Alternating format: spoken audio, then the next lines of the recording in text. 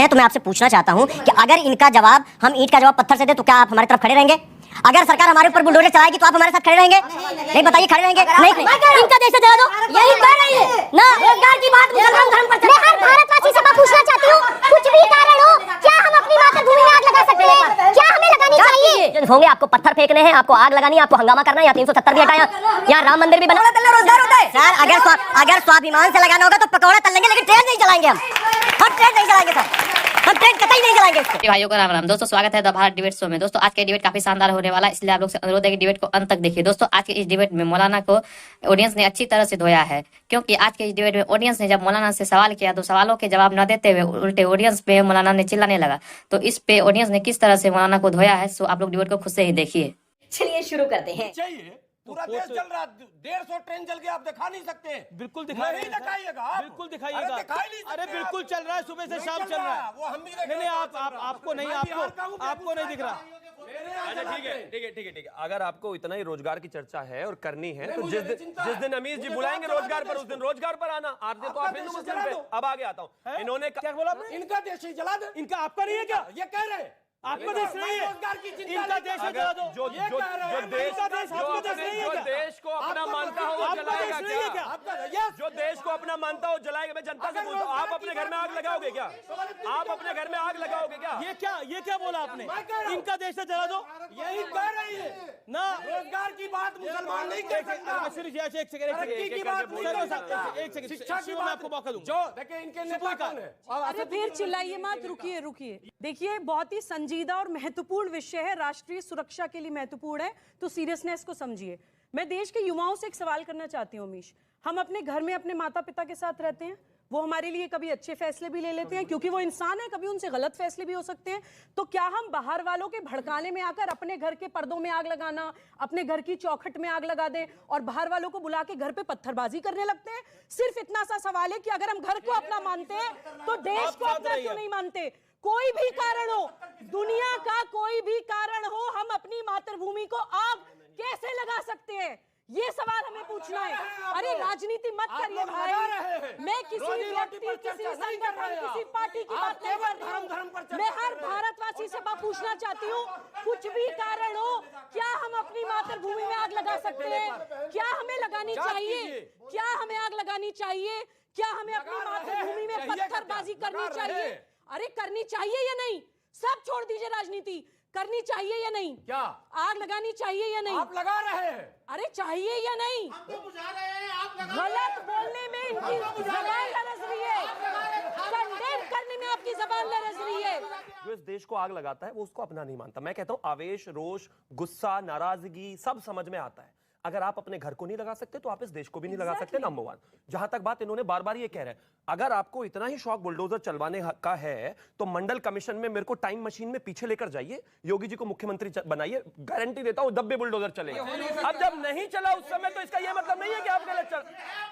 ये देखिए टेस्टोस्टेरोन, ये देखिए क्या है ये? आपको आप बोले 3 मिनट बोला सेकंड में।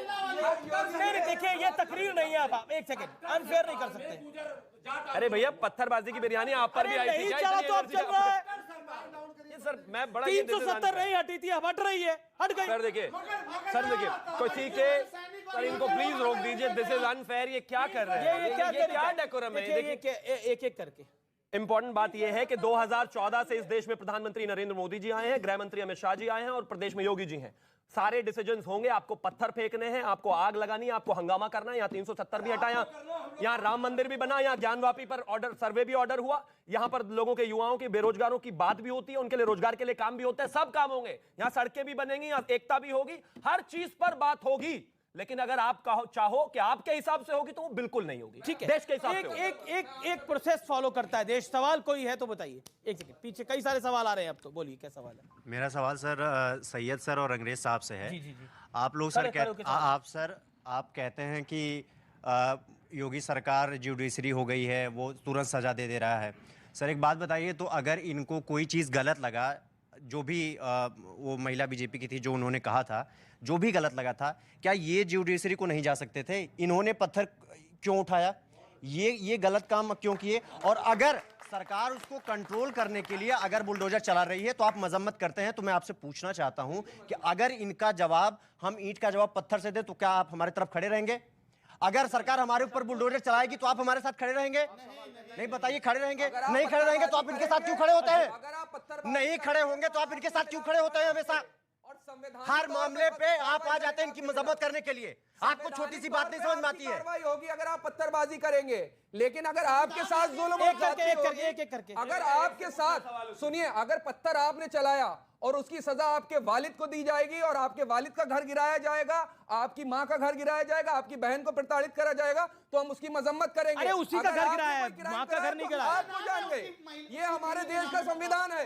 आप अगर संविधान नहीं जानते तो पढ़ने की जरूरत है। व्हाट्सएप पे जो मैसेज आते हैं वो मत पढ़ो। नहीं देखिए ऑडियंस, ये वोटर है, यही वोटर है, यही हुआ है। इसके लिए पढ़ने की जरूरत है मेरे सर हम आपको बताना चाहते हैं हम कानून के ही छात्र हैं और इसीलिए आपसे ये सवाल पूछ रहे हैं कि आप जिसकी मजम्मत करते हैं लगातार, अभी आपने जो ये अभी योजना आर्मी वाली लागू हुई है, आपने कहा किसी को समझ में नहीं आ रहा है। आप हमसे बाहर मिलिएगा, 10 मिनट में आपको समझा देंगे क्या गलत है क्या सही है। समझा दीजिए, समझ में आया कि नहीं आपको? समझा दीजिए सर हम ये नहीं कह रहे हैं, हम ये नहीं कह रहे हैं, हम ये कतई नहीं कह रहे हैं कि सारी जो ये चीजें आई हैं सब सही है, कुछ गलत है तो हम अपनी गलती ट्रेन सड़क यातायात को बाधित करके अपनी बात को नहीं रख सकते हैं। और जब सरकार उस पर एक्शन लेगी तो हमारे कैरियर का वाट लग जाएगा सर। जो अभी 21 साल में 22-20 लाख की बैंक बैलेंसिंग की बात हो रही है सर, हम 21 साल के थे, अभी हमारी एज 25 साल है, हम 21 साल के थे ना सर, तो हम कोचिंग और ट्यूशन पढ़ा के 200-400 का काम करते थे ताकि हमारा शिक्षा जो है बकायदा वो चल सके। लेकिन आप लोग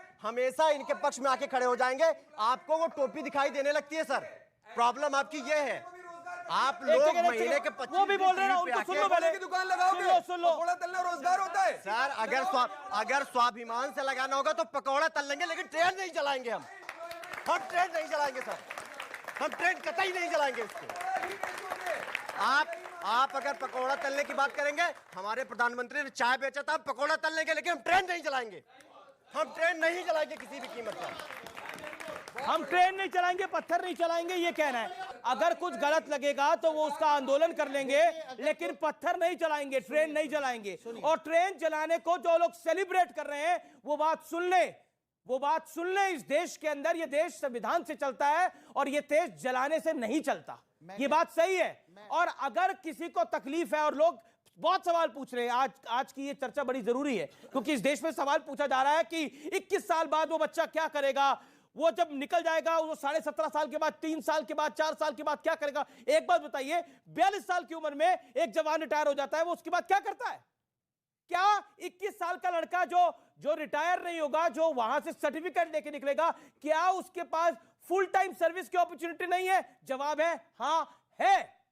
क्या उसके पास एक प्रिविलेज नहीं है, वो सीआरपीएफ, इसके अलावा पैरामिलिट्री फोर्सेस, इसके अलावा रीजनल पुलिस, स्टेट पुलिस के अंदर वो जा सकता है, नहीं जा सकता, वहां उसको प्रिविलेज मिलेगी?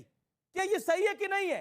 लेकिन कुछ नकाबपोश लोग अगर पत्थर चला रहे हैं, कुछ नकाबपोश लोग अगर ट्रेन चला रहे हैं तो उसको सेलिब्रेट किया जा रहा है। देखिए देश के अंदर आग लग रही है, देखिए सरकार की पॉलिसी गलत है, सरकार की पॉलिसी गलत और सही दोनों हो सकती है, लेकिन मेरी ट्रेन, मेरे टैक्स के पैसों से बनी हुई ट्रेन को चलाने का हक किसी को ना था, ना है, ना रहेगा। दोस्तों इन जैसा लोग हमेशा डिबेट में आते हैं, उल्टी पुल्टी बातें करके अपने ही मुंह खा के निकल जाते हैं। आई होप कि आज का डिबेट आप लोग को पसंद आए। अगर पसंद आए तो लाइक एंड चैनल को सब्सक्राइब कीजिए। साथ में आप लोग कमेंट बॉक्स में अपनी राय जरूर बताएं। चलिए मिलते हैं कोई नेक्स्ट वीडियो, तब तक के लिए जय हिंद, जय भारत, वंदे मातरम।